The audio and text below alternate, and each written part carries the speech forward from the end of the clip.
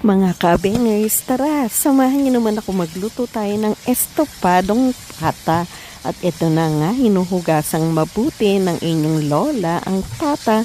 And then sa gayon ay maging maayos at malinis talaga, di ba? Todo-todo. At ayan, tinaktak na ng lola nyo, di ba? And then syempre, nilagay niya ito ng isa-isa ng maayos talaga sa kaserola, ha? Ayan, no?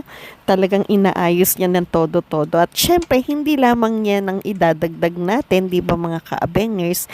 Meron din ako nilagay na mga laman, di ba, ng baboy kasi yung mga anak ko ay ayaw nila ng pata. Kaya ito, nagdagdag ako syempre, di ba? At ayan, nakita niyo naman, inisa-isa ko, di ba?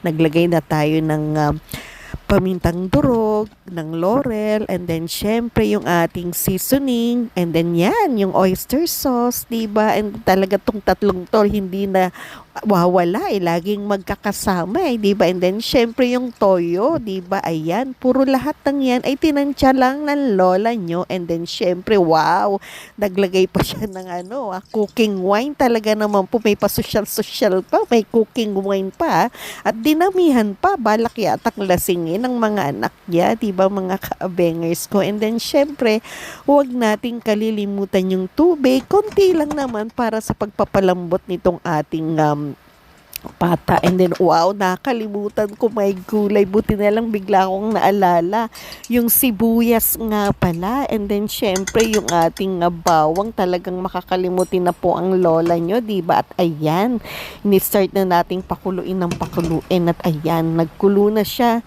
And then syempre hinalo ng lola nyo, chinek-check niya, diba? At ayan, talaga naman po nag-ganda na ng kulay, diba? And then tinusok niya ng tinidor kung malambot-lambot na, hindi pa syempre. And then of course, meron tayong isusunod dyan mga kaabengers ko. At ito na nga yung suka, diba? So wow, tinodo na ng lola nyo yung suka, diba? Sana kasya at okay lang yung asim, diba? At hindi na ako magdadagdag. Ayan.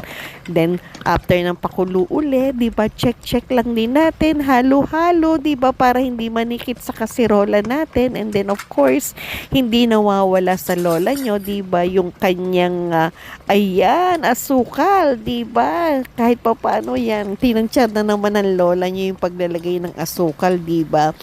At ayun, may istorbo pa nga yung measuring cup, hindi pa tanggalin sa ibabaw diba? At ayan, syempre hinalo-halo ng sa gayon, matunaw naman yung ating brown sugar, and then of course, mega tikim kung tamang-tama ba yung lasa, diba? Para mapagpapalambot, di ba, natin sa ating pata at yung baboy. At ayan na nga, wow.